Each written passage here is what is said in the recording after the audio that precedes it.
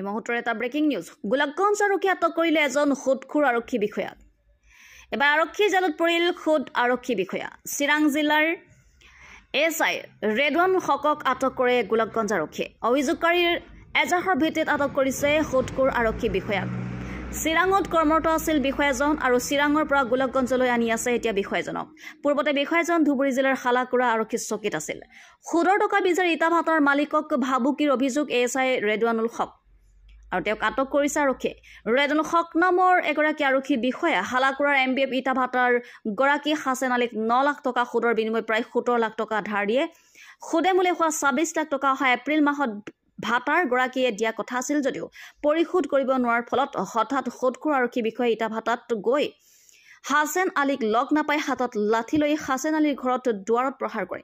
ইটা ভাটাৰ ওপৰত উঠি ভেটাৰ জুই নুমাই দিয়াৰ লগতে দাবী ধমকিৰে ভাটা বন্ধ কৰি দিয়ে উক্ত ঘটনাৰ তদন্তত নামি আজি গোলাপগঞ্জ আৰক্ষীয়ে বিষয়াজনক চিৰাঙৰ পৰা আটক কৰা বুলি জানিব পৰা গৈছে আৰু আগমনিৰ পৰা বিজয় ৰিপৰ্ট অৰুণোদয় অসম মোর রেজাউল স্যার মোর বন্ধুর নিচিনা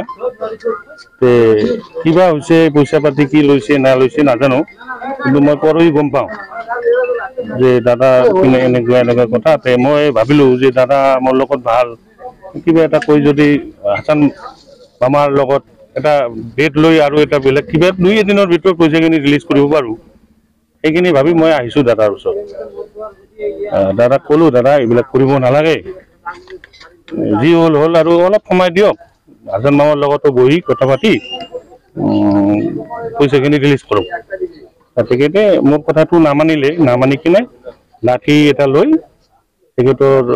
হাতে তেখেতৰ গেটত এটা কোপ মাৰিলে তাৰপিছত আহি কিনে মই পিছে আহিছো তেখেতৰ লগত আৰু মাতিছো দাদা ৰ'ব এইবিলাক কৰিব নালাগে আছো নহয় আমি বহি কিনে কালি দিনত এটা কিবা এটা কৰিম এইখিনি মানা নাই দাদাই মানে পুৰা গুণ্ডাগিৰি কৰিছে ৰাতি কি কৰিলে এই লাঠিডাল লৈ আহি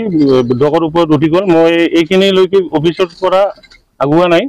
ওপৰত গৈ মিস্ত্ৰী কাম বন্ধ কৰি দিলে মিস্ত্ৰীটাৰ উপায় নাই কাম বন্ধ কৰিলে মানে পুৰা গুণ্ডাগিৰি কৰিছে আজিও মিস্ত্ৰী নাই আজিও নাই মই পুৱাতে আহিছিলো আজিও নাই মিস্ত্ৰী ক'ত দুটা এটা পলাইছে হয়তো চাগে জীৱনৰ ভয়তে সেইটো নহ'লে আৰু কি বিষয় নহয় তেখেত আৰু কি এতিয়া তেখেতে আগত হালাকুৰাতে আছিল এতিয়া ধুবুৰী